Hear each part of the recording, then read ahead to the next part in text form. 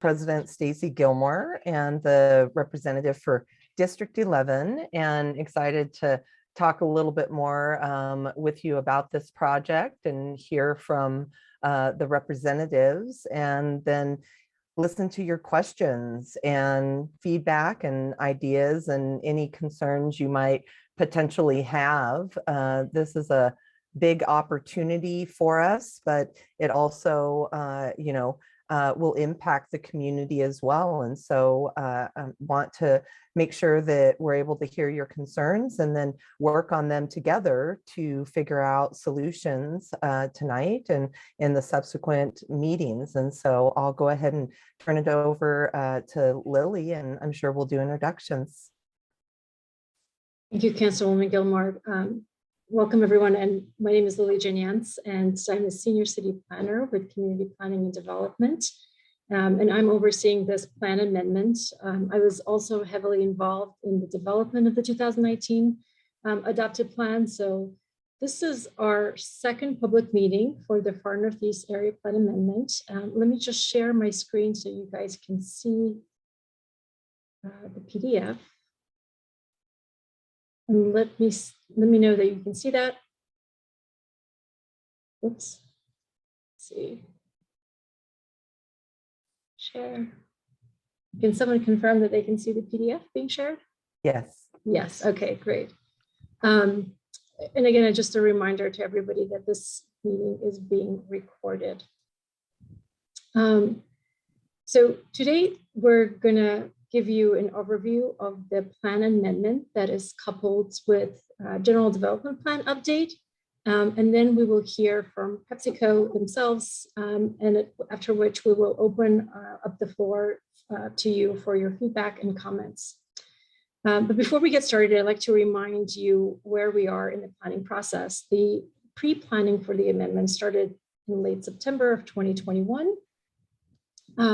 And we had our first steering committee meeting in October of last year, followed by our first public meeting in December. And then we had our second steering committee meeting earlier this month. And this is our second and potentially last public meeting for the amendment process. Of course, that is if we have the support that we need from you to move this adoption forward. So earlier today, we posted to our website the proposed amendments to the 2019 adopted plan. Don't worry if you haven't seen that. We haven't sent out an announcement just yet, but we will do so early next week. And this, the main point of this agenda or the meeting today is for us to provide a general overview of what has been added or amended to the plan and why it has been done so. So for anyone who may have not participated in the December public meeting, just to give you a quick overview, is that between 2017 and 2019, Community Planning and Development worked closely with the FAR Northeast community to put together a comprehensive plan that provided really great guidance for Montbello, Gateway, Green Valley Ranch, and the DIA neighborhoods. And this plan will continue to serve this area for years to come. But today we're discussing a focus area amendment that is in this corner of the far northeast of the DIA neighborhood. It's bounded by 72nd Avenue, or the future 72nd Avenue to the north, and the future Himalaya to the west, or to the east, I'm sorry. And then existing High Point Boulevard to the south, and possibly, and then on this edge, on the east edge, is the Argonne Street that's bounding it. And the amendment to this plan was necessary in order to accommodate the relocation of Pepsi bottling plant from its current location in Brighton down to far northeast. Pepsi is relocating because it needs to, in order to remain operational, it needs to expand their facility, and they have no room to do so at their Brighton location. So Pepsi has looked to different areas for this relocation, has worked with the city to find a new location as proposed here in order to keep the 500 jobs within Denver. I'm going to walk you through the sort of four major components of this plan that are being amended. So the first is that we're amending land use designation of this area, which was previously identified as a community center And a community center, which is what you see Lily, here. I Yes, wanted to just interrupt really quick. We Yes. have a message in the chat Yes. that there's an individual that doesn't have access to as an interpreter. And so just wanted to make Oh, sure okay, in thank the you. interest of language justice that Yes, we pause and make sure that we've got the interpreters connected. that's Hi, great. Lily. Sorry to interrupt. This is Priscila Ramirez. Hi, I'm Priscilla. an interpreter from CLC, but I don't have access as an interpreter. How do I, is there a way to promote you? Because I've added you to the webinar. Yeah, but the only invitation that I received was the link for the public. I didn't receive the invitation as a panelist, and I think I have to enter as a panelist in order to have access to interpretation. Sure, let me see if I can promote you right now to a panelist. Okay, thank you, Councilwoman Gilmore, for that. And No worries. we might just need to, Yeah, better we pause now yes. and just make sure that we've got our interpreter in the queue here. Okay, Lily, then you can, I'm here, but Yes. will you please put interpretation mode? Can you just guide them how to do that before I do that? Because if we switch over, they might not hear you. Okay, if you have enabled interpretation when you schedule this Zoom, you will have a side in the three dots that says interpretation. Yes, or I see access that. But could interpretation. you speak? Okay, Could you explain in Spanish first how to for people to do that? Okay. Because what happens if I turn that on? They won't hear sounds you. good. Okay.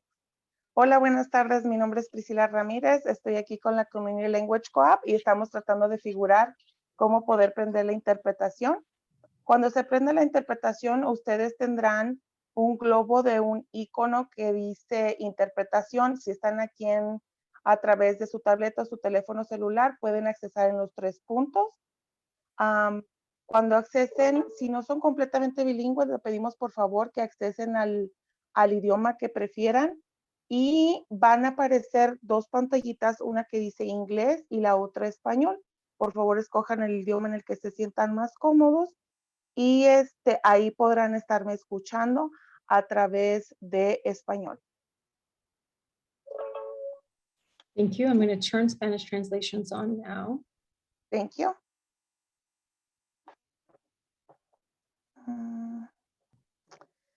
You have turned it on, but it's not appearing on my side that I'm the interpreter.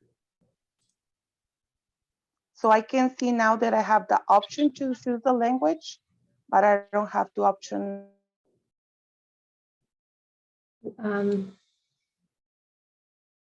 Sorry, could you put your email in the chat and I will add you or search by name? Hold on a second, I can search by name.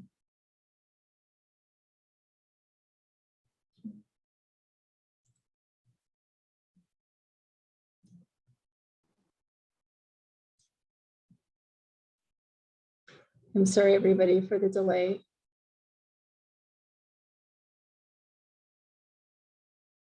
There we go.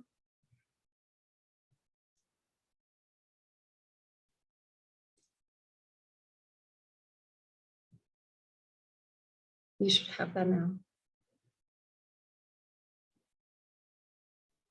I have it now. Can you hear me in English? Yes. If you can hear me in English, please give me a thumbs up. Thank you.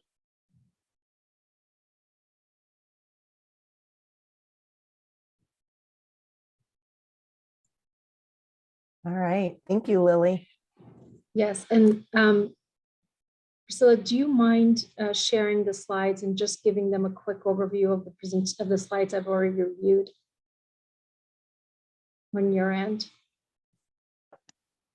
I don't have access to share the slides in Spanish. Do you have the slides? I do. Okay. Now you should be able to share.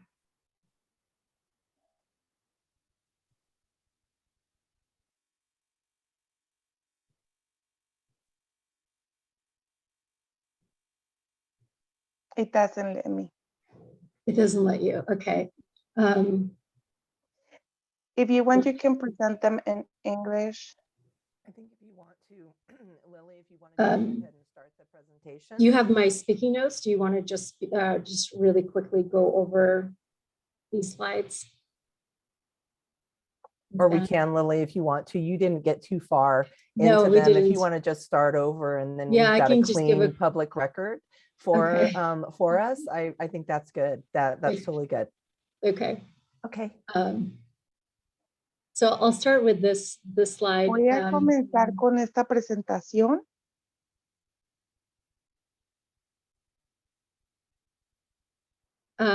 Just really quick. Solamente rapidito.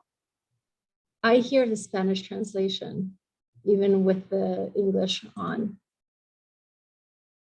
Does everybody else still hear the Spanish? No. Okay, just to make sure English hear me well, give me a thumbs up. Yes. Okay.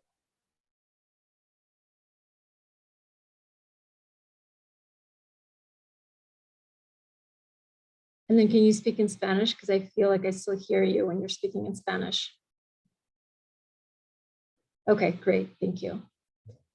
All right, so I'll just start with this slide. So this is really for anyone who did not participate in the previous December public meeting.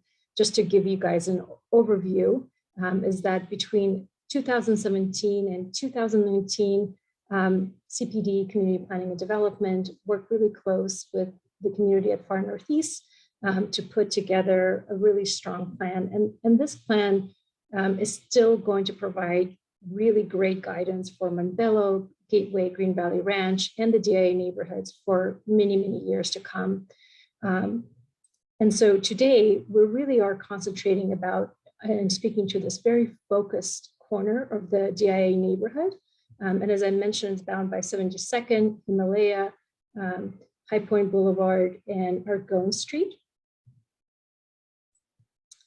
And the amendment for this plan is needed because Pepsi bottling plant is relocating to this location from Brighton Boulevard. And the reason that they're having to relocate is because their facility is expanding and they have no room to expand here. And so they work closely with the city of Denver to find this new location and maintain some 500 jobs within Denver. Lily, I can't see your screen. Okay.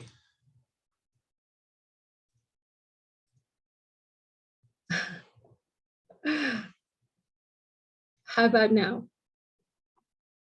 Got it, thanks. Great, okay. So today I'm going to walk you through, as I mentioned, four components of this plan that are being amended. The first is that we're amending land use designation for this area, which, as I mentioned previously, was identified as a community center, which is this kind of reddish, salmon reddish color, and this was previously applied to this area as well. This use would not support a light industrial or manufacturing like a use like Pepsi bottling company in this area. So therefore, to support a use like Pepsi, this area had to change its place type designation to value manufacturing, which is identified in violet on this map. So the reason we had previously identified this as a mixed use is that we had anticipated that a light rail stop would be constructed in this area. But since the adoption of this plan in the last 2 years, we've learned that there are no plans to develop this light rail in the next 20 years. And so a mixed use would be difficult to support here without the light rail station. I should also just quickly remind you that the dark diagonal lines that you see on this map are indicating that residential isn't allowed north of 64th Avenue due to the DIA's influence area overlay. And so the change in place type from a community center, which was that previously salmon color, to value manufacturing, the violet color, is also needed to support the rezoning. So currently this area is under the former Chapter 59 zone district and will be rezoned to the current Denver zoning code as an industrial mixed use in order to support the use of manufacturing on the site. The second main change in the plan amendment is the changes that had to be made to the mobility networks in this area.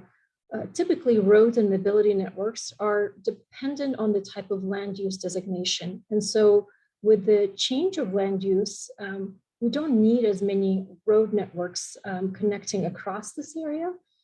So in addition, because this is now a single use development, we also don't need as many road networks connecting across it. So this was modified to accommodate Pepsi and manufacturing in this area as well. The third component amended in this plan is the transformation of the transformative project for the DIA neighborhood. This was previously called out as the A-line station 72nd and Himalaya Street, but as this is no longer on the horizon of this plan, we have amended the transformative project for this area to be called Employment Center north of 64th Avenue. I also want to point out that there's still a lot of strong language here throughout the plan and within even this section here that supports a light rail stop if that should change in the near future. And lastly, when you review your plan, you will find additions to the plan that speak to either design quality, mobility, placemaking, and community outreach specific to the development of light industrial uses in the far northeast community. We also facilitated a market analysis for this area, which reported that the Greenfield sites north of 64th Avenue are appropriate for light industrial development, given that their proximity to DEN and I-70. And the report also pointed out that industrial jobs have significantly higher wages when compared to hospitality, which is what we've typically seen develop in this area, with hospitality paying on average about $12 and industrial wages paying about $30 per hour. So the market analysis also reported that the hotel corridor, which again is what we've seen develop over time here along Tower, would still be an appropriate use and will continue to thrive here. But the report projects that the remaining greenfield sites on either edges of Tower are actually more appropriate for industrial growth. And so throughout the planning process, although it's been short, we've had a lot of feedback from you in terms of what you want to see and what your concerns may be in this area. So you asked about community engagement strategy, and we've been working with the applicants, that Pepsi, with the Department of Economic Development and with Councilwoman Gilsmar's office to identify those proposed opportunities. And while Pepsi is still in the process of setting those up, we added recommendations in the plan that speak to building and establishing partnerships, not just with Pepsi, but with any future employment uses, especially when it comes to job recruitment in the community and providing scholarships for certificate training and professional development within the far northeast community. We've also heard you ask about mobility access to the new employment centers, and we've included language about supporting shuttle services that connect people from transit stops to any future employment centers. We've also heard your concerns about anticipated truck traffic along Tower Road. And while Tower was originally designed to accommodate freight and large volume of traffic, we've still added language to the plan that speaks to developing a road maintenance plans for Tower Road. And we'll continue to explore alternative freight navigations throughout this area as we develop this plan further. Pepsi has also told us that they're committed to changing their their fleet of all electrical vehicles by 2030. Another thing that we heard from you is that you wanted to make sure that community benefits that were integrated into the general development plan for this area were not lost in this amendment process. And We have language in the plan that supports that. Specific to this property, it's regarding open space, trail networks, bridges, and roadway connections. And those are all being carried over into the amendment, into the amended GDP, which my colleague Stephen will speak to you in the next few slides. And so the amended plan is now available for your review online, and I'm going to put a bunch of links when I stop presenting for you. We ask that you take the time to review the amended language. Anything that was added or amended, you will see in the plan appear in red. And so it's really easy to track. There's about, the plan is about 230-page document, but altogether the red lines are no more than 20 pages. And so I asked you, the community, that you provide comments to me via email by March 11th, and I'll put my email in the chat box as well. And if you're on our email list, we will send a few emails and social media blasts as well, reminding you to submit your comments. So with that, I'm going to ask my colleague Stephen Wilson to speak to the updates to the general development plan. Great. Thank you for the introduction, Lily, and thank you for having me here as a panelist this evening. You can hear me okay, right? That's right. Yeah. Great. Thank you. So as a staff member for community planning and development, my focus is on large development review. And more specifically for this project, I'm leading the effort to update the general development plan.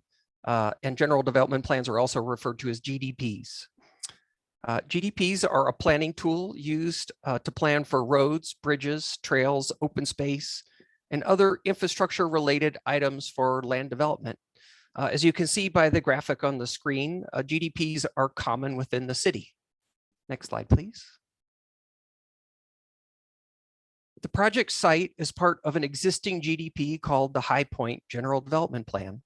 This plan was completed in 2010, and the plan envisioned a set of land uses and mobility network that are different than what is being proposed today. Next slide, please. Based on the current proposal, an update to the GDP is necessary because the future SDP must be consistent with the GDP. An SDP is Site Development Plan. I apologize for all the acronyms. Additionally, a GDP update will ensure commitments aren't lost between the new development and the current GDP. For me, tonight's meeting is exciting because we get to see 3 levels of planning process all at once. The area plan update is the most visionary. The GDP is sort of the next level of specificity and ensures consistency with the area plan. And then the applicant team will present their conceptual site plan that again is even more specific than the GDP. Next slide, please. The slide on the screen shows an in-progress update to a sheet in the general development plan. On the sheet, you will see updates to anticipated land uses, updates to the mobility network, and an updated open space commitment. The open space is an important aspect of the GDP. In the existing GDP, there is a commitment for the West Fork of the Second Creek, which is the area shaded in light green on that graphic. I'm happy to report that the current property owner has fulfilled the commitment, and the West Fork of the Second Creek has been conveyed or deeded over to the city. So the city is the owner, and that portion of the GDP, the existing GDP, is complete. Entirely within the project area is a commitment for a 1.7 acre commercial park. And due to the large scale nature of the project, discussions are underway about moving the 1.7 acre commercial park commitment to the south edge of the property and adding it to the West Fork of the Second Creek. And as Lily's showing there, that's that dark Creek area. This new location will have enhancements to improve access to the open space and generally expand that West Fork of the Second Creek. This updated commitment will be documented within the GDP. If you have any questions or comments about the GDP amendment, please feel free to reach out to me. I'll post my email address in the chat. Additionally, the GDP amendment will be presented to the planning board along with the area plan amendment and the rezoning. So thank you for your consideration, and I'll turn it back over to Lily.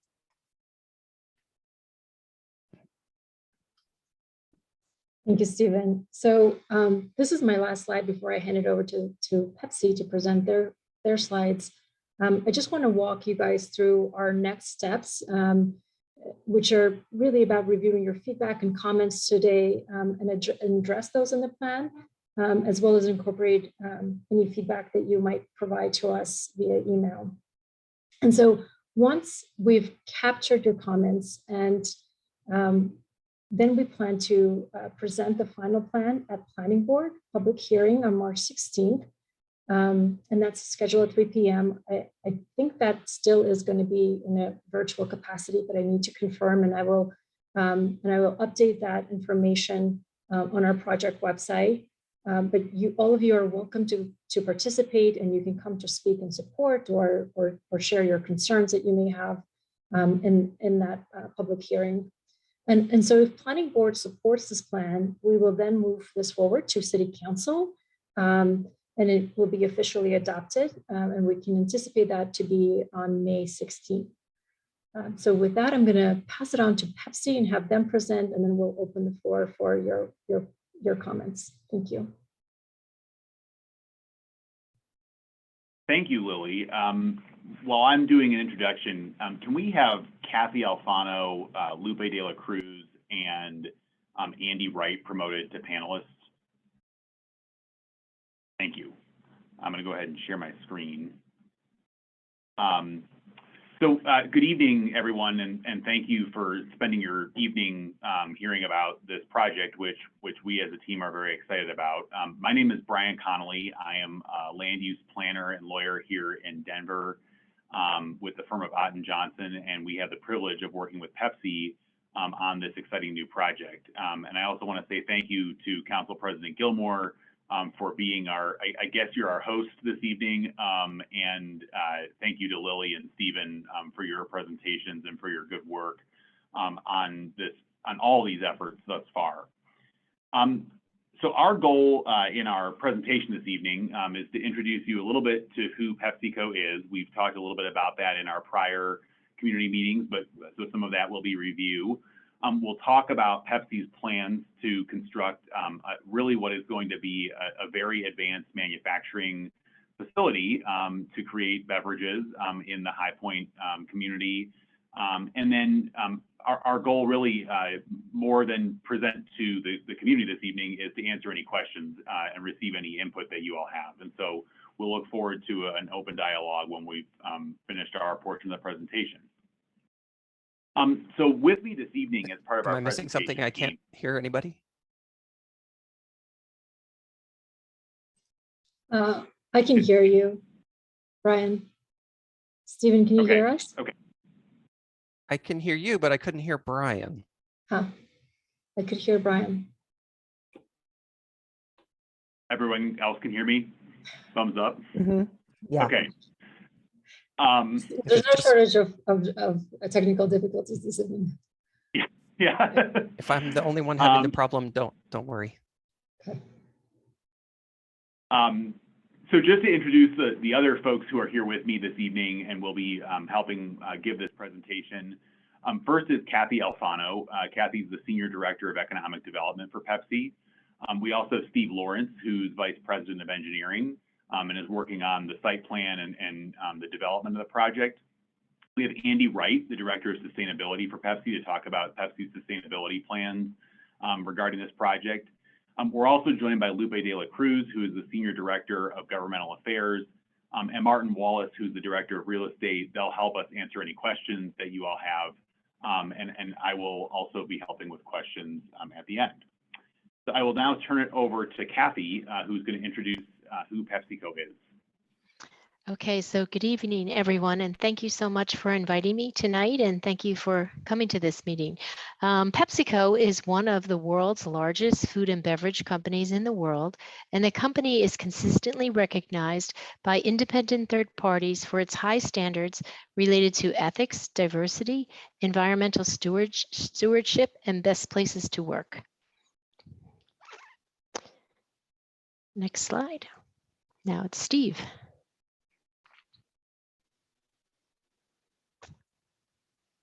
Steve, you're muted. Sorry. I'd actually also like to take a second just to thank Council President Gilmore and actually all the city staff.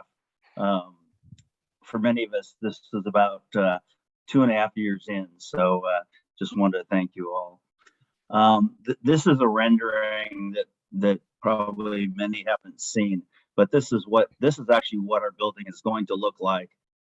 And you can't see my cursor, but to the left of the building, or left side of this picture, is what the production side looks like. That's where our production lines will be.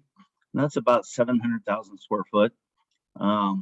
Obviously, the pretty side in the front, that's our office, which is about 30,000 square feet. The big building in the middle, that's our warehouse. That's an automated storage retrieval system. It's about 170,000 square feet. And then to the right there with the solar panels, that's a traditional warehouse, which is about 300,000 square feet. So this building is just shy of about 1.2 million square feet. And the property that we're looking to purchase, and if everything goes according to schedule, is just under, well, it's 148 acres. And what you see there is the employee parking lot. And to put it in perspective, just to the left, that's Dunkirk. That would be the employee entrance. Far left, it doesn't look like Tower Road, but those hotel looking things over there, that would be Tower. Top of the picture would be the airport. Pena Boulevard and the airport would be above us, but just put in perspective. But the building is realistic. So just wanted to give you an overview of what it would look like. And we'll get into kind of further layout here shortly, but just wanted to put it in perspective. So I'll pass it on to Andy to talk about sustainability. All right, so our goal here is to really design this plant to be one of our most sustainably built plants in our network from the start. So we have a PepsiCo positive platform that sets out goals for 2030 and beyond. One of the main things is to strive for a net water positive design. So I'm helping design the plant to be a best in class from a water use efficiency. It'll be one of the most efficient plants, again, that we have in our network. And we're looking at a lot of different opportunities right now, still in the design phases, but looking at water reuse within the facility, in cooling towers and landscaping and restrooms. We're looking to design it to be a highly efficient water treatment system and equipped with state-of-the-art dashboards for monitoring all the water and energy use in the facility.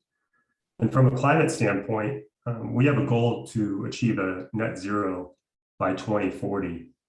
And we want to build this and really take advantage of the system-wide designs or system-wide opportunities that we have from an energy standpoint. So optimizing process and office and fleet, all from a really forward-thinking mindset. So it'll be equipped with rooftop solar.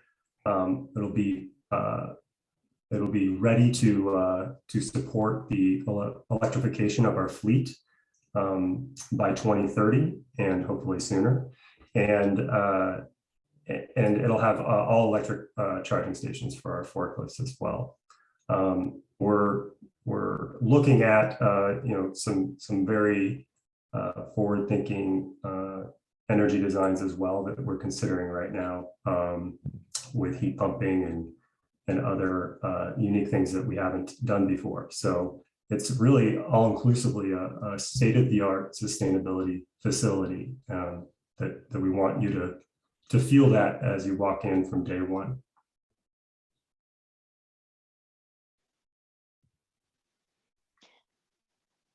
Okay, so I will take over now. So on workforce development. So PepsiCo employs over 2,000 people in the state of Colorado and 1,400 in Metro Denver. We have 700 people working at the Frito facility that's located at 37th Street in Nome. We have 400 Pepsi employees working at 5715 Pecos Street. And then we have another 250 Pepsi employees working at the Brighton Boulevard plant. There are 97 employees who currently live in 80239 and 80249, and they are full-time employees.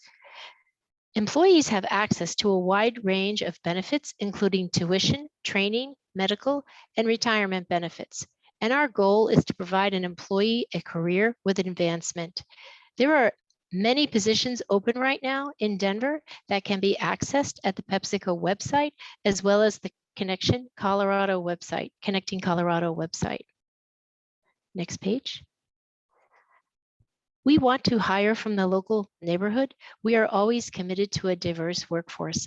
We have a strong partnership historically with Workforce and Connecting Colorado, but we want to enhance our workforce strategy with new partnerships to identify local community organizations to help recruit new employees. Next slide. There will be 475 positions at the new facility, with 250 positions transferred from Brighton and 225 new positions. This is at a minimum. And the current employees at Brighton, they will be offered opportunities to work at our facilities in Denver, and the company will provide all necessary training. The average wage is $65,000 at this new facility, plus benefits. The positions range from many entry-level positions that require a high school diploma to more skilled technical roles, and the company will provide all the training. This transformational manufacturing facility will have an automatic warehouse. So when you went back and looked at Steve's rendering, it's the high rise. That's the automatic warehouse called automatic storage and retrieval system. We will have automatic guided vehicles powered by electric batteries that have zero emissions. And we will have state-of-the-art equipment, as Andy said, to conserve energy and water. The manufacturing lines will have digitized tools for real-time management of the lines by the operators. Next slide.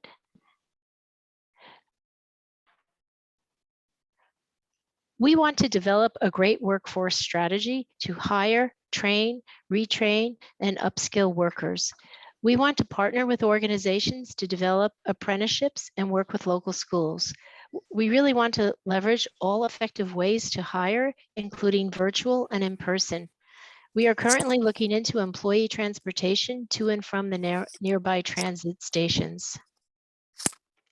Next slide. So the next slide is really, it's, as you can see from this list, is PepsiCo has been a member of the Denver community for over 50 years, and we engage in a variety of organizations, as you can see from this list. If at the end of this presentation you wanted to have more information on any one of these, we do have someone who can answer all that information. We are working with Council District 11 to identify local community organizations to expand and enhance our presence in this community. And typically, you know, with our presence to be there, we like to have that type of community outreach right there in the community that we are located in. So it will definitely expand once we are able to, you know, move into this site. We will work with a variety of organizations, and we often work with nonprofits. We work with schools to support educational programs, as well as we work with workforce development, just to name a few of the organizations, but there absolutely is a wide variety.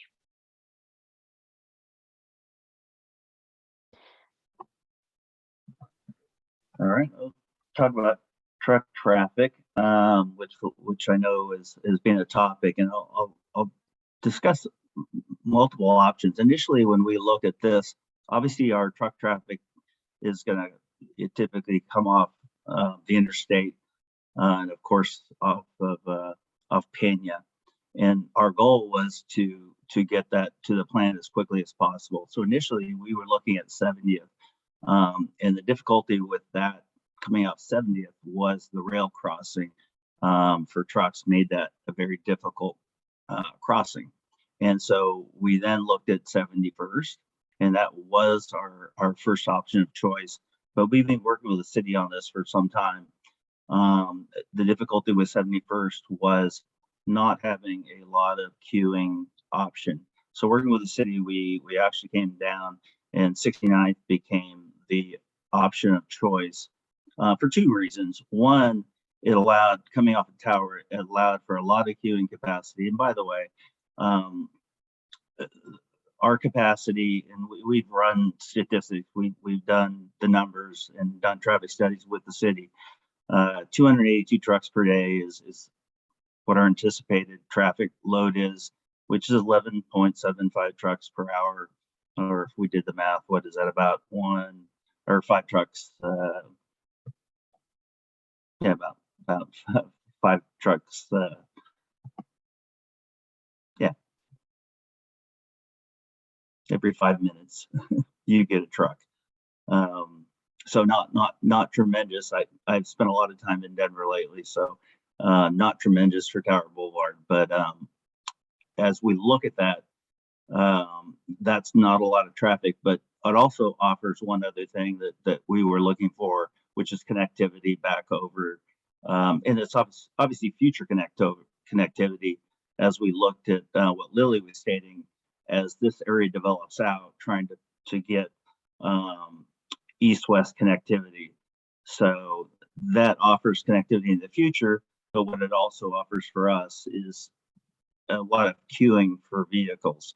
Our trucks, quite frankly, this queuing on our yard, this within our own property is probably about a quarter mile, which means we would never ever have a truck backed up on a street in this area, or not possible.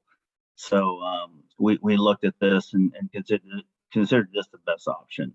So from a truck standpoint, we felt this was best. While I have this page up, I do want to point out a couple other things.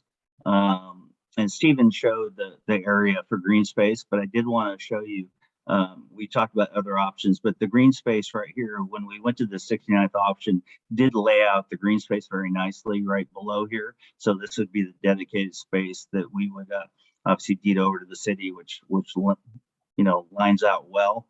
And then also from the right-of-way standpoint, we're showing the right-of-ways for 72nd.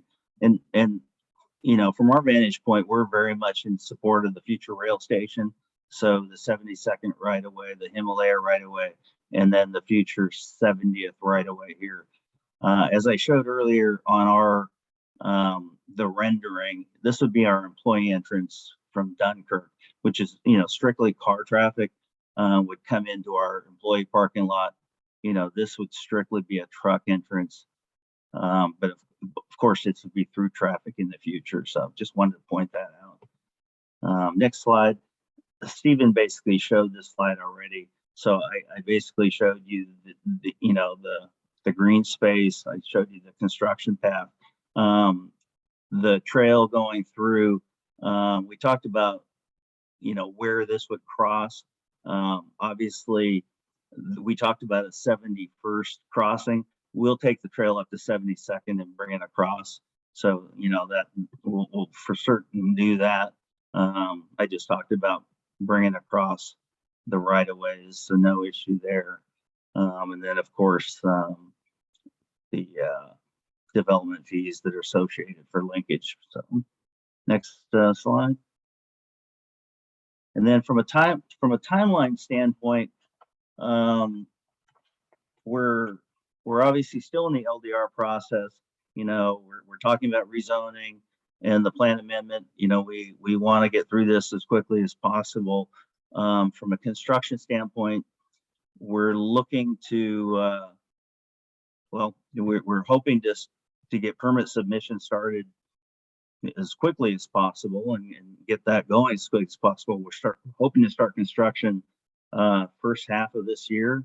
What we're planning to do is start hiring the second half of this year at the Brighton facility. We're planning to hire in advance of the new facility and transfer people over, meaning what we plan to do, and the way we're so the new facility is going to be larger. Part of the reason we're building the new facility is it's going to be larger than the existing. So we're putting 4 additional lines in the new facility. So when we stand up the new building, the new lines will start up in advance of the other plant closing. And then we will transfer the lines from Brighton over one at a time, which will take us approximately a year to transfer those over. And so the intention is we'll hire new employees to stand up or to run the old plant, and we'll transfer existing employees over to stand up the new building. And then we'll transfer those individuals over. So we need to bring those employees over in advance. So we're looking at 6 to 9 months to onboard employees. So our hiring plan will be at least 6 to 9 months ahead of time. So if you think about construction starting hopefully mid 22, ending mid 23, our hiring will be ahead of that. So that's our target. Full operation will be early 24, hopefully. I'm being very optimistic, but obviously that's my goal. Sooner the better, with the help of everyone. But that's the goal. Sooner the better.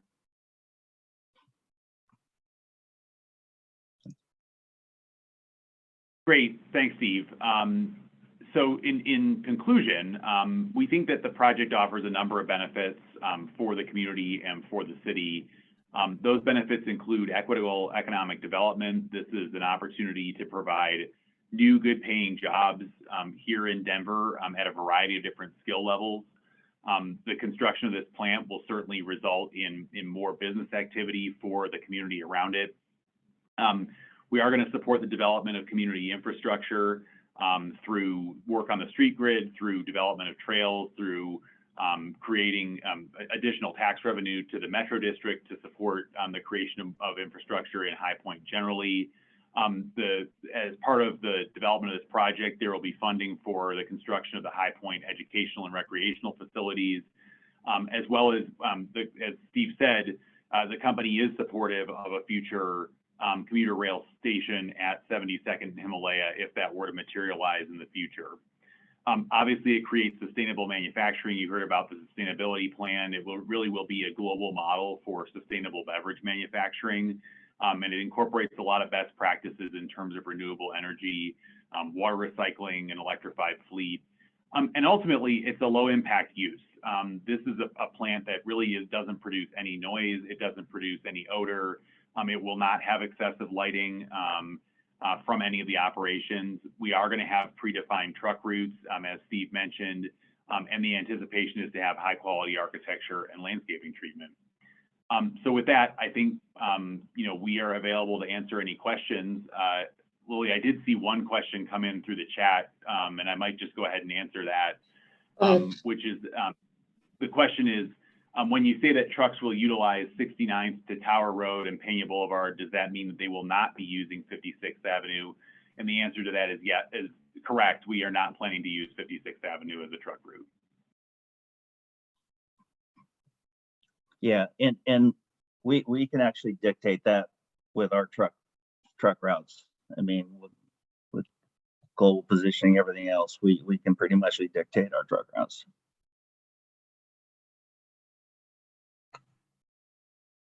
I'm wondering, Brian or Steve, if you could maybe further clarify. Thank you, Luis, for the question. Really appreciate that. And, in Lily's presentation, there was reference to 14.2 to coordinate with Dottie to develop a localized road maintenance plan for Tower Road and Peoria Street, where high volumes of freight traffic are anticipated. And so I wanted to understand, because we've been talking about Tower Road, and then when I went to PepsiCo, your presentation and the traffic routes. So could you talk a little bit for us about, so a truck is coming out of your Pepsi facility, they're going to come out on 69th. The plan is that they're going to pull on to Tower Road, and then they'll follow Tower Road all the way to I-70. Is that correct? Or where could you talk through exactly the route that they'll go, and then will they be routed in any way, shape, or form onto Peoria Street? because No. that seemed like new information. So I didn't want to, I wanted to be clear what the truck route was going to be. No, they will go Tower to Pena to I-70. Okay, so that Yeah. so we won't have truck traffic coming down Tower Road at all. Is No, okay, that's okay. I can tell you, if you think about the volume, half of the volume that we do out of the facility is local. You know, we moved the volume out of Brighton. We opened the new warehouse on Pecos. So approximately half the volume is there, which I think it's 14 to 16 miles. So half the truck traffic is going there. So that's pretty straight shot. The other half of the volume, well, I'm going to say probably 15% of it's going to stay in Denver. Then the other 35% is split out of state. But over half of it will go to Pecos, and those will just be straight runs. Okay. Yeah, I think maybe it might be nice to have a graphic that shows for your trucks that are leaving the metro area, what the Yep. route is going to be, and then for your truck traffic that is staying in the metro area and going to the Pecos factory or to the Pecos plant to explain that out for folks. I think that would be really helpful. Just as we clarify, because 282 trucks is a lot more than we have ever seen out here before. And then I just wondered if there's at least in the pad of 69th in that intersection, if there has been conversation about making portions of the roadway, or at least in the intersections, concrete, so that because asphalt, as we know, with the weight of the trucks, even if they're electric vehicles, that still wreaks havoc on asphalt. And so we'd just like to have a little bit more information as to the infrastructure that could be built out to withstand that, to lower the maintenance, but then also what the maintenance plan is going to be along with that. So I know we need to get with Dottie around that a little bit more, but thank you for the answers to that. Those questions. Council President Gil, just going to offer that I actually have another graphic that I can share that maybe better illustrates the truck route, at least locally. So if you can see my screen here, this is what Steve was mentioning, that so outbound trucks would come out of the facility, turn right onto 69th, and then turn right onto Tower Road and go up to Pena Boulevard. So they would not go south of 69th. No. Yeah. Okay, that's really helpful. So I think this graphic is something that if we can share out for folks, but then also those intersections, especially right there at Tower Road, if there needs to be something done as far as concrete slabs to protect the infrastructure there, just with that increase of traffic. But I'll defer. I was getting you a little bit of time. Hopefully we'd get some more questions in the chat. And I think you've got one there, Lily, around maybe clarifying a little bit more if John needs further clarification. Yeah, and I just want to touch upon what we just discussed now. I want to clarify that in the recommendation that I provided for 14.2 was that mentioning Tower Road and Peoria was coupling Tower and Peoria in the nature of the streets and the anticipated freight traffic that we see on Peoria, or not anticipated, but the existing freight traffic we see on Peoria as well, and to look at the maintenance plan for that street as well, not necessarily that the traffic would be routed from Tower to Peoria. In regards to the graphic that Brian just shared, I think I just want to clarify that has not been confirmed by the city. And so we need to still work through that and understand how all the freight will move, predominantly because Den has worked with FAA to put together or to develop Pena Boulevard and as a sort of a driveway straight to the airport, and so freight traffic onto that roadway. It's a conversation that needs to be had internally, and how that would be mitigated and regulated as well. So it's not, I just want to make sure that it's transparent, that that's not finalized and clear just yet. And we have a hand raised by Lisa from Den. Thank you, Lisa. Hi, Lily. This is Lisa Wynn from Denver International Airport. Thanks for the comment. And I agree. Yeah, let's chat internally and kind of see where Pena Boulevard plays a role into that, and what maybe some of the maintenance and repairs and whatnot could be added into that conversation. So thank you. Yes. And then I haven't had a chance to look up 6800 Argonaut Street. But John, has this conversation helped answer your questions, or do you want to feel free to just speak up and clarify? Can you hear me, Lily? Yes. Yes. Thank you. It's helped a little bit to understand. This is the first time I've been aware of such an increase of traffic just on the immediate north edge of my property. It's actually quite interesting.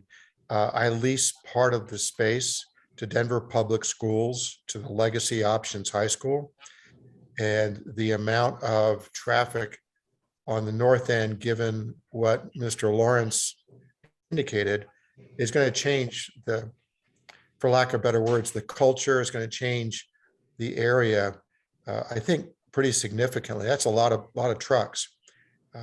So that was the nature of my inquiry, just to try to understand exactly where this is. And now I just need to digest it and think about it. So thank you for giving me an opportunity to further clarify my question. Yeah, John, I put my email in the chat. If you saw that, please reach out to me so that we can coordinate further. Thank you.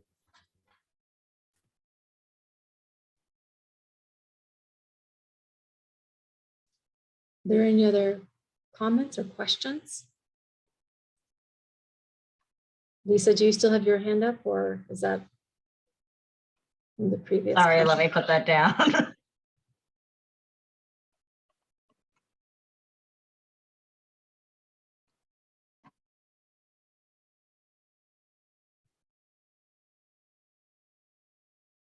Lily, this is John Benitez again. Yes. If I may, I just want to compliment everyone who has shared the information by Pepsi and by the city and county of Denver. I think this has been very informative, very helpful. And I just want to say thank you for all the information. So thank you. Thank you.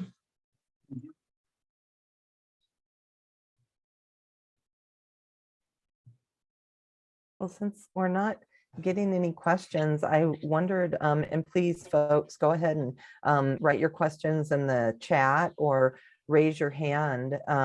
But I wondered if this might be an opportunity for maybe Steve or somebody else with Pepsi to maybe talk a little bit about the automation and the sort of jobs and careers, or just, what backgrounds are you looking for potential employees? I know it's a little bit early, but I think the job aspect is exciting, and we've talked in depth about what that career pathway might look like, not only for young people in the community, but even older folks that are looking for a career change. And so wanted to maybe give you an opportunity to share a little bit about that. I'd be happy to. I've been with the company quite a while, and I've run a plant for quite a while too, before I took this role. But so we are fortunate enough to bring a lot of our talent up internally, and for a lot of different reasons. And in this particular case, a lot of the technology that we use isn't available. And a lot of the things that we're bringing here, you can't go to school and learn. It's just not available. You know, blow molding bottles. We actually had the privilege of taking Guido through Brighton a week or two ago. You know, we take a test tube, looks like a little test tube, and you blow it into a bottle. There's a lot of things you just don't learn unless you're there. But once you get there, you learn how to do that stuff. And so you can have somebody with a high school education, or quite frankly, with no education, that can come in there and get hands-on experience and can become very successful at doing that. And so you get a lot of on-the-job training. But more importantly, we have a, you know, Mustang Vegan, we call it Mustang, and that's our project name, is a great example, because the ASRS and our AGVs are coming from a company out of Italy, and it's the reason for that is they're probably the best in the world from a technology standpoint, primarily because of their technology as far as their warehouse management system, their electronics. They're very, very technologically advanced. So no one will know that, you know, have that expertise. We don't know it. I don't know it, but we have to hire them for a couple of years to train us. So as we bring people in, they're going to learn it, and that gives anybody that's in there the opportunity to learn that. Just like in our plants, we talk digitization. We're taking paper away. Today, an operator in our plant writes down everything every hour, and it's required, FDA requirements. I got to write this down. Sometimes every 15 minutes, I got to write something down. We're getting rid of all that. Now it gets done automatically, but they still got it on an iPad. But now they look at it and it's green, yellow, red. It's like your car. It tells you need an oil change. Your car is low, on air or this or that. But then it says, hey, you got to look here because something's wrong. And so that operator becomes more intelligent. They go, hey, I got to go look at this. It teaches them to be smarter about it. That's what machine centerlining is. It's like, hey, I got to go look at that. It's not like I'm spending my time writing something on a piece of paper. I'm spending time going, hey, I got to go look at that. Teaches them to be smarter. And it's just, you learn. I appreciate that. It just teaches you to be smarter. Yeah. You had mentioned some acronyms earlier, and could you, what are those acronyms that you used? Let's see. Or it's the automated machinery. It sounds like the different. It was types. the ASRS warehouse, Steve, and then the AGVs. Well, ASRS is the automated storage retrieval system. So basically, right now, if you went to our warehouse, when pallets come off the line, we go pick it up. The person picks up with a forklift. They take it and they actually put it in a rack in the warehouse. So at the new facility, it'll come off the line and a automated guided vehicle will pick it up. It'll take it, it'll put it on a conveyor. It'll go into a storage system. It'll automatically be put away with a crane. The crane will take it out. Another automated storage vehicle will take it out maybe 2 months later, and it'll take it to a position, and then a person will then load it in a truck. And you think, okay, we're taking away jobs. Really not the case, because that job is really, yes, you could say that, but not the case, because it's really a tedious job that doesn't really offer a lot of benefit. True, it's a job, but it doesn't add a lot of value. But there are more jobs servicing that equipment, programming that equipment, and they're better paying jobs. Mm-hmm. So you look at it in that respect. Technology is the way of the future. Also, there's a problem. You look at an industry like ours, our turnover in the warehouse, quite frankly, is 30+%, you know, and granted, it's a difficult time with COVID and things like that. And some businesses are worse, but people don't want to work in a warehouse. It's like, no, I don't want to do that. So, you know, automation is kind of one of those things that's a reality. Yeah. So Well, and you, I think with that reality, a lot of what you're explaining, the lines, etc., are not unique. I mean, it's unique for your industry, but also folks that work out at the airport have some of you know, maybe comparable or you know, I think that the opportunities are great for people to get in and have the on-the-job training that you talked about a little bit more, and building out their skills and their skill sets without maybe a lot of formal you know, college education. It's more that you have your own training program as well. And Lily, I see we've got a question in the chat that I'll go ahead and let you take, but it definitely dovetails perfectly on what we're talking about here. So thank you, Steve.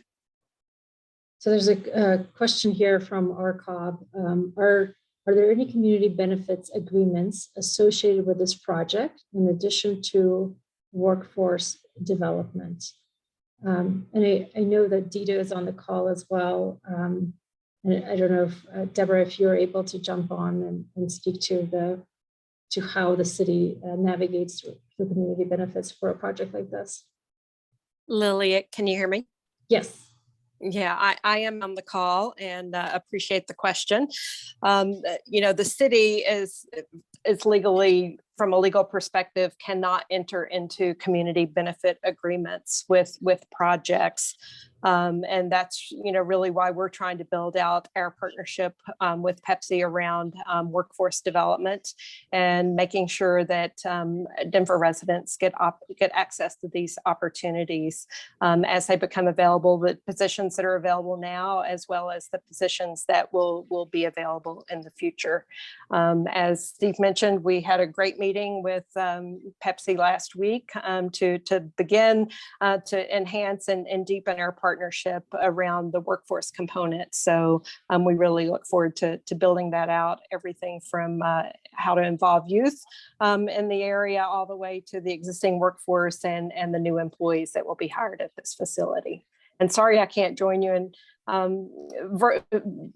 seeing today. We've had a massive internet outage in the area of the city I live in today. So doing everything by phone this evening. Thank you, Deborah. Yeah, I appreciate you addressing that, Deborah. And you know, as we proceed with this project, I have to say that we've had hard questions of Pepsi and what they're going to be able to do and commit to the far Northeast community, and especially prioritizing folks who live in 80239, 80249. But right now, you know, usually a community or neighborhood agreement or benefits agreement usually comes forward during the rezoning process of a property. And so right now it's a little bit early to delve into that. But please know that we're looking at it and looking at different examples and having those conversations. And I'm sure there'll be a time where we come back before you as a community to talk about what that might look like. Councilor Gilmore, if I could give you one more example with the technology, because it came out of COVID and we had to do it, is augmented reality, because with COVID, everything was shut down, and it was unfortunate, but fortunate, because you couldn't get people visiting on site. So OEMs or original equipment manufacturers couldn't visit. And this gets back to a lot of our equipment comes from overseas, and you couldn't get vendors. So we had to deal with Google Glasses or RealWear, but we did secure vendor access and whatnot. And so you could have an employee put Google Glasses on or RealWear glasses, and you would have somebody in Europe or wherever the vendor was, and they were looking with your employee, looking at something and watching a piece of equipment run and troubleshooting it with you. And you talk about real life experience. You have an expert on the other end working with maybe somebody that's not an expert, getting real life experience. I mean, Wow. just tremendous, and not to mention the amount of money you save. Oh, I bet. Not I flying bet. somebody first class from Europe. Yeah. Wow. That's Tremendous wild. experience. And to this day, I mean, we put RealWear glasses in every one of our plants. So, and we have secure vendor access in every one of our plants now, that we utilize that as it's just a tremendous asset that we picked up. It's and Wow. unfortunately, Thank you, Steve. learning in it's a bad thing, but a good thing. Oh, thanks. I see that we have Howard raised his hand. Howard. you're welcome Howard to speak. Can you hear me? Yes. Okay. I'm part owners with John Benitez of the 92,000 square foot buildings, 3 of them, right along where you want to put your road. We have leased to the high school Legacy approximately 30,000 square feet. They have no fields for either football, basketball, soccer, or anything. I notice you just want to run a road along the side of our buildings there to connect up to Argonne Street. Is there any possibility that that area, which will be changed drastically by putting up a big factory, could also be improved in looks by having some fields for the high school so they could utilize them and beautify the area? And I don't know if it could be in your plans. Pepsi did build a building in Purchase, New York, and they have this magnificent field where they have sculpture. People can walk around, and it's beautiful, it's gorgeous. And people still today walk there, even though the main plant is no longer there. It was mainly office building. But I'm wondering if you could include in your plans so that people won't be so shell shocked with this big, gorgeous building that you want to put up, but also make it like a big playground that would be helpful to the high school. And this high school Legacy also has work programs, which they utilize. In fact, they even took part of their gym and converted it into a construction facility to teach the kids how to do that. Could you work out something where the kids could also be trained and shown what goes on in your factory? That's a big question. We will certainly take that under consideration. We obviously do a lot of work with schools and community stuff. So we will certainly take that into consideration. I don't know the property you're talking about. I do spend a lot of time in Denver, and I've driven I drove every square inch of that area, but I don't know which street I know Argonne very well. You gonna show me? Yeah, we have 3 buildings. Are over- these your properties that you're speaking to? Yes, Yes. okay. those are So our properties. The road would That's be right. To the right. right here. Oh yeah. I know them well. I drove right by it. Okay.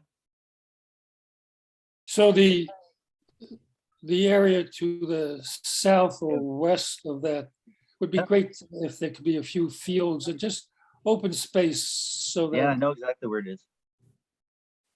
So I'd ask that you consider and put that in your repertoire of what you do to please the community and the high school. Okay.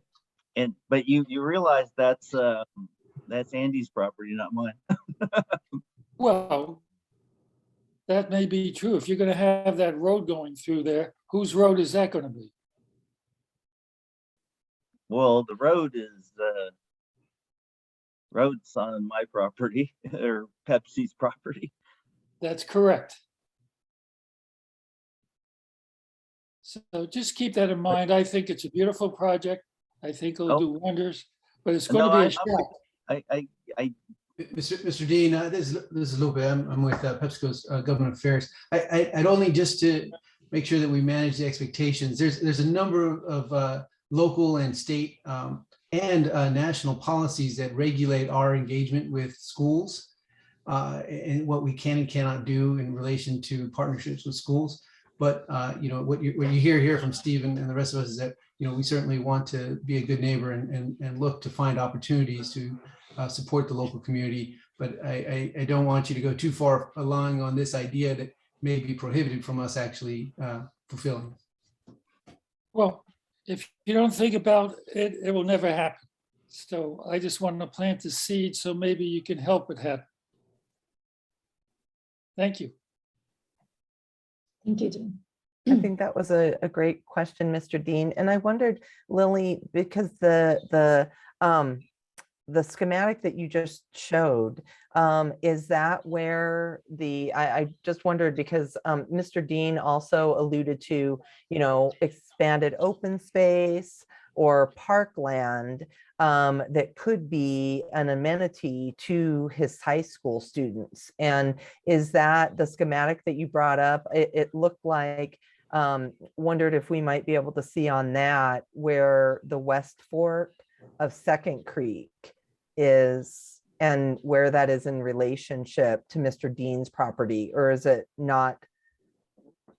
Is this the graphic you're speaking to? No, the one that you just brought up that had the 3 buildings. Oh yeah, that's just that were Google on Earth. Argonne. That was just Google Earth that I was sharing. Okay, yeah. So this area to the right of it there, can you maybe explain, because is that is Second Creek? Right, yes, go ahead. This is John Benitez again, and I co-own this with Mr. Dean. And I just want to add one of the reasons for my question about where, and I can see it. I'm really glad you have this overview from Google Earth, because it looks like, thank you for doing that. It looks like the area that Mr. Dean and I have talked about to try to help the high school to have an outdoor field would be intersected by 69th and the 282 trucks a day. That would take away entirely the ability to facilitate the open space that Mr. Dean was characterizing for Legacy Options High School, which is too bad. Yep, there you go. That's exactly right. So, and you can't, Councilwoman Gilmore, you can't get across the gulch there easily, nor the open space, I think, to help facilitate the school having an opportunity to have an open field.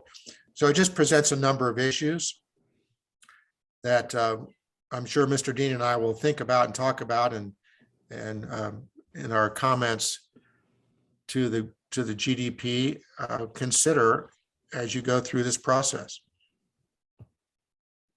Yeah, and I'll just add that maybe this isn't the right platform to problem solve for it, but I think the recommendation is really great. And again, John and Mr. Dean, if you guys can reach out to me so that I have your contact information and we could think about it and brainstorm and problem solve with how this potentially could be solved for.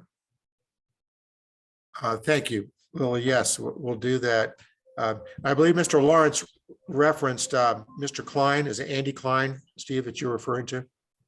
Yeah, but he has the property on the opposite side of you, right?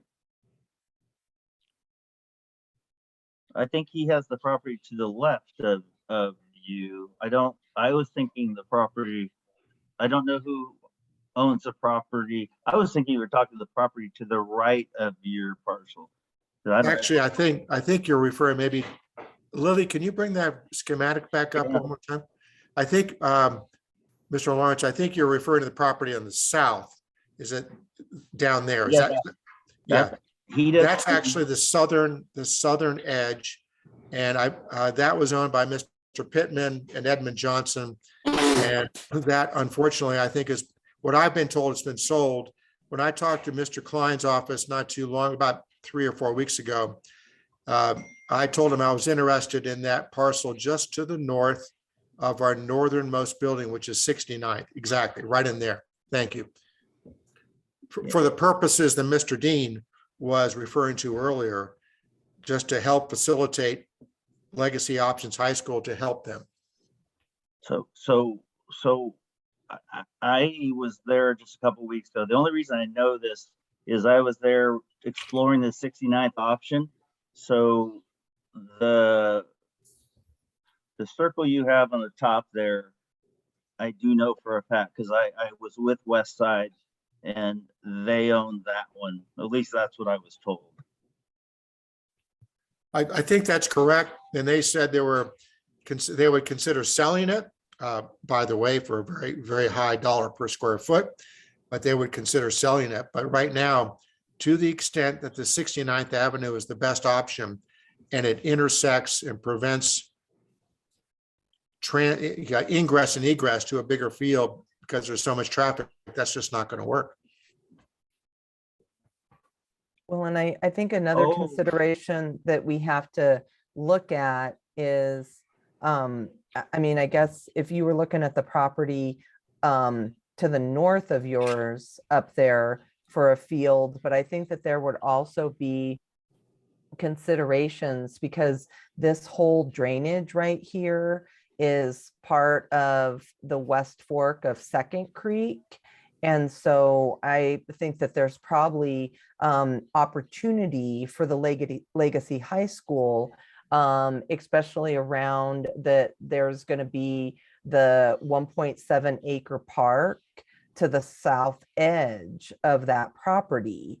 And so, you know, there's some great examples across the city around, you know, natural areas, open space that can provide outdoor recreation and can provide educational opportunities for high school students. And the only reason I say that is because I'm really familiar with the South Platte environmental education program and the Greenway Foundation. But I'm also, before I was elected to council, I'm a wildlife biologist. And so I ran an environmental educational nonprofit, and we got middle and high school students out into areas just like this and did a lot of science and natural resource education, STEM careers, etc. And so I think as you reach out to Lily, you know, there'd be great opportunity around the features or around how this Second Creek and the 1.7, almost 2 acres of park is designed. And I think high school students, I think your students could be right there involved in the design and the amenities once they get there. So just wanted to throw that out, as I wanted to make sure I was geographically positioned right on this map. And thank you so much for the help on it. But look forward to the further conversation that you have with Lily on it. Your plan that you drew that circle on is about 10 acres in total. Our buildings take up a total of a little over 8.5 acres. So the 1 acre parcel would be just a little tiny piece. How would they get there? How would people get there? How would they use it? That's another question. Yeah, Think about it. those are all great That's- comments. 1 acre is Yeah. not very big. So Lily, we can follow up with you. As you stated, this is probably not the venue or the forum to solve this immediately, but it'd be good to follow up with you and the representatives from Pepsi, and we look forward to talking. Thank you, everyone. And we're actually out of time for the public meeting. So if there's no other questions, we will close the public meeting, but I just want to give it a minute to make sure that there aren't any last minute thoughts coming through.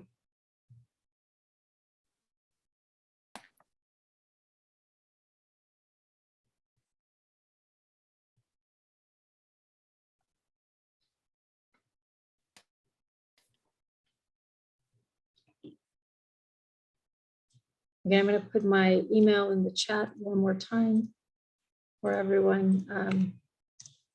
If you're having a hard time accessing the PDF that I've also shared in the chat, or if you're having difficulty kind of understanding and navigating through the plan, feel free to reach out to me and I'll happily meet with you and walk you through it as well.